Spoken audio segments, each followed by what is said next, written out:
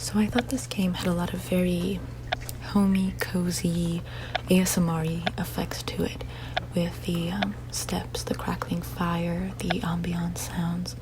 My only misgiving with this game is that there are a lot of loading sequences, like the one we're currently seeing with the Gryffindor, Slytherin, Hufflepuff, and Ravenclaw insignias in this shield floating up and down, up and down, up and down, up and down. And there'll be a couple more of those throughout the game as well. Now, currently I'm going to go on a quest to finish up a couple of errands later on in the game, but once that's done, I'm going to give you guys a tour of this game's version of Hogwarts. Right now I'm talking to Rowan, which is a character in the game who befriends, whatever character you're playing. In this game, I default her a couple of times. The point is basically to get the best answer possible, to get the highest points possible.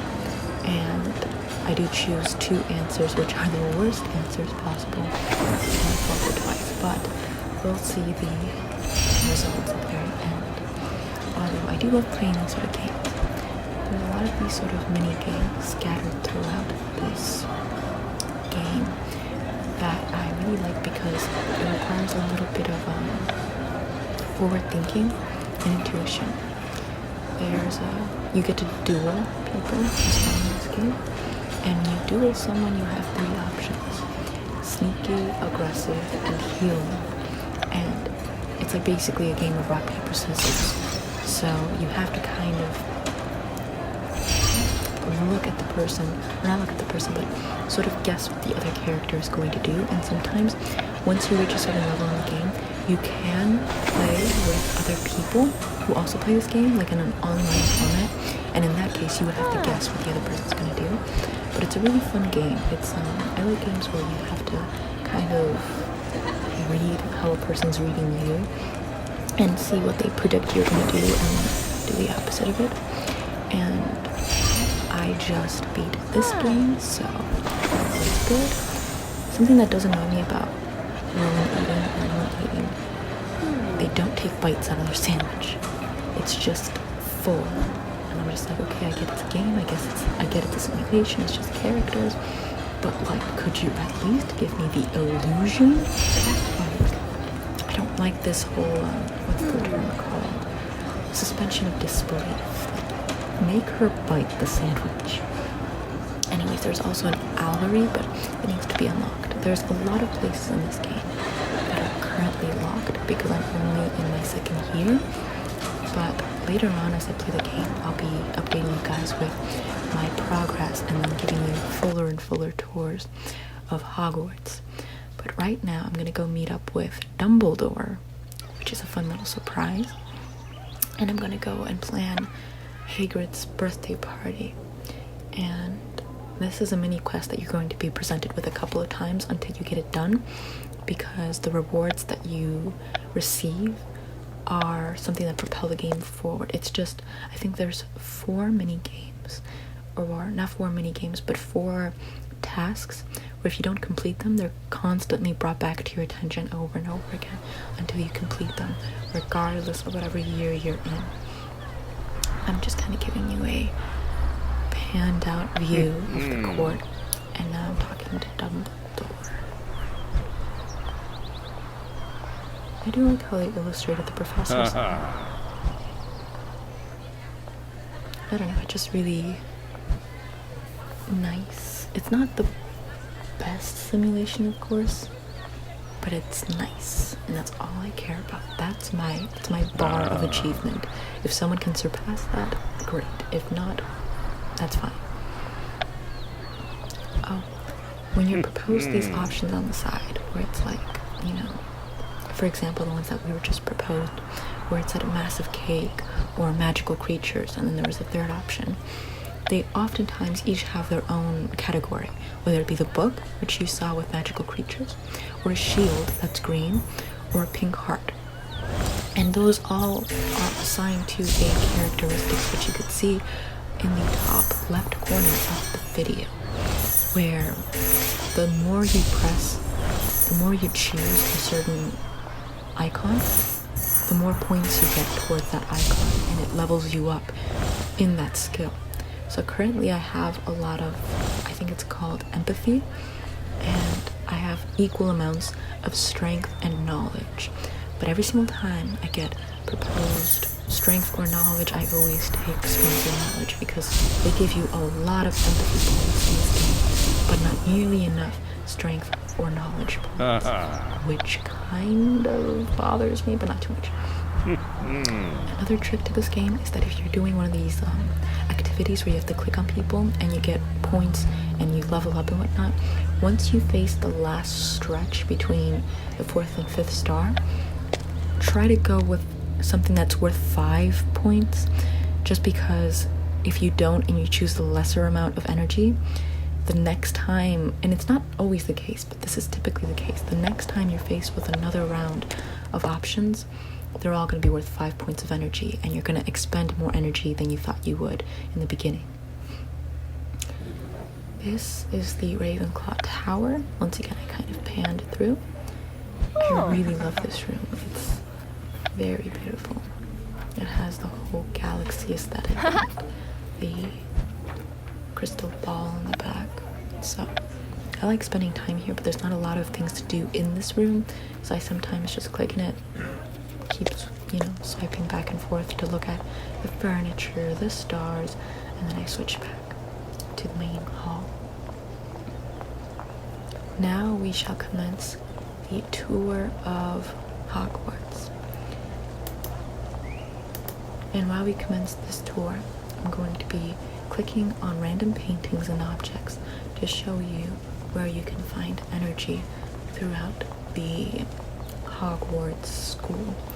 So there's going to be a number of paintings where if you click on them, they're going to present the missing component to that painting, and through that you'll earn an extra energy. Right now I'm just kind of flicking back and forth in the West Towers. And I'll go through each room and each corridor that I'm allowed to enter.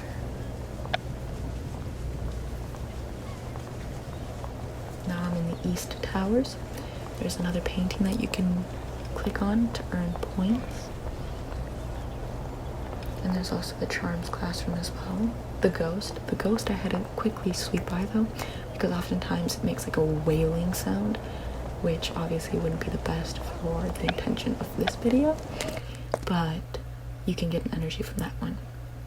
And right now we're in the Charms Room with Mr. Fiddlewick, and you end up getting into a little bit of actually I won't spoil it, but I do love this room because of the oak walls and the flooring, and it's just very beautiful. Even though it's obviously just a simulation, just kind of being in this environment is very cozy.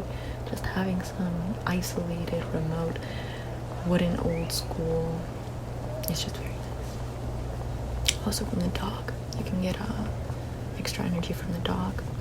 This is a panoramic view of the current opened places I could go to, and of course the locked places I could go to.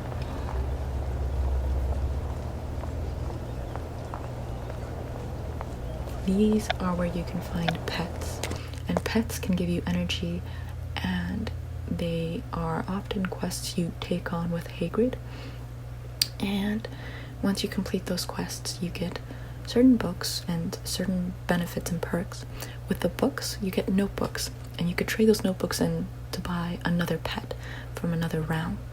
Or you could get the perks, or you get both of them, but with the perks, you either level up in one of your skills, whether it be empathy, knowledge, or strength, or you get gems, which you use to buy things that tend to be out of price range. So this is the lake.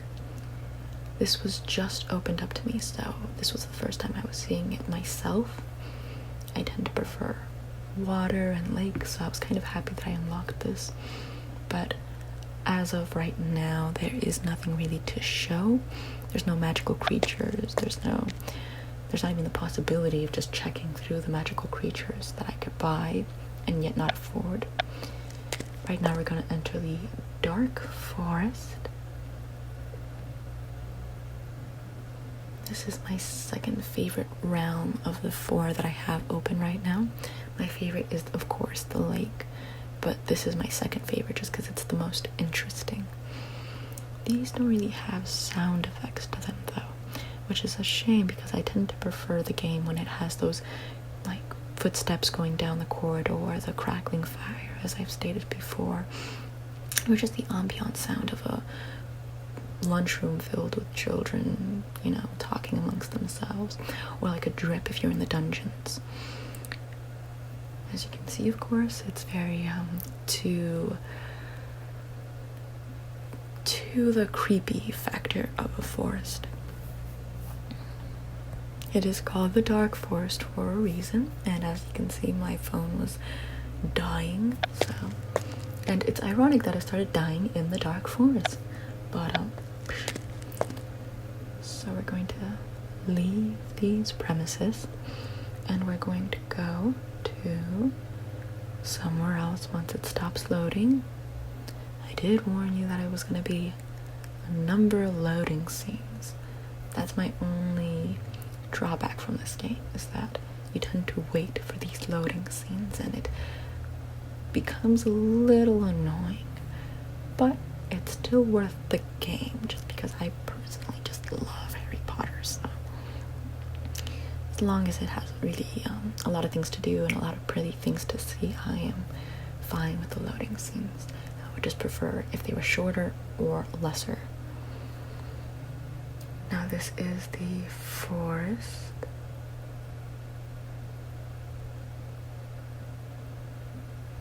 The forest is very pretty. I like the blue flowers.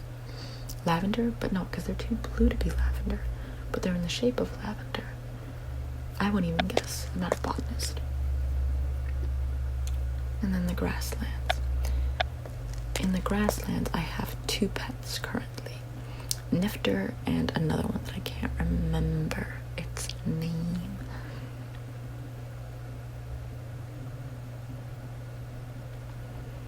Nifter is the platypus looking pet, and then the other one is a very minotaur looking pet, or pan looking pet. I do like the broken down old tree though. Very aesthetic. And that is the tour, I believe. No, it couldn't be the tour. No, it's not. We still have a number of other corridors to visit. This is the lower floor in the west corridor. The hospital wing is about to be revealed. There's nothing really to see in the hospital wing. I think it's just going to be something reserved for a scene that will approach sometime soon. I do love that nurse's dress though. So there's really nothing ever to do in the hospital wing.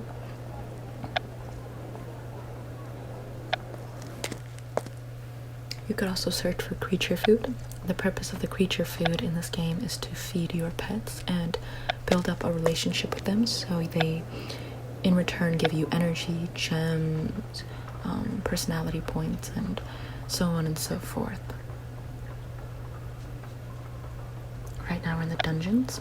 You can click on Dobby and get an energy point. And of course there's the potions classroom. I love the potions classroom. I love learning the potions in this game. It's really fun.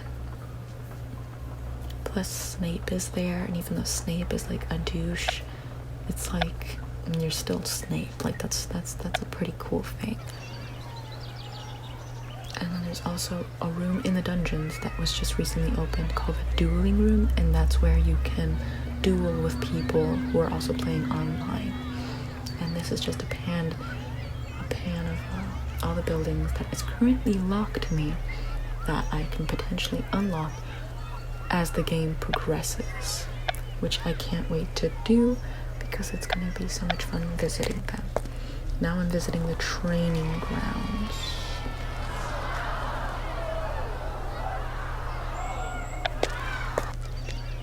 there's always just an assembly of children congregated here, but there's really nothing else to do. And then as for the lower floors on the east side, this will be our last stop before the tour ends. So you can click on that pile of books and you get an energy from it because it just orders itself up. And then as the building transitions into the courtyard, you get to see a lovely herbology classroom, which I also can't wait to open up. And of course there's the Transfiguration Classroom, which was recently opened up as well, which is also taught by Minerva McConnell.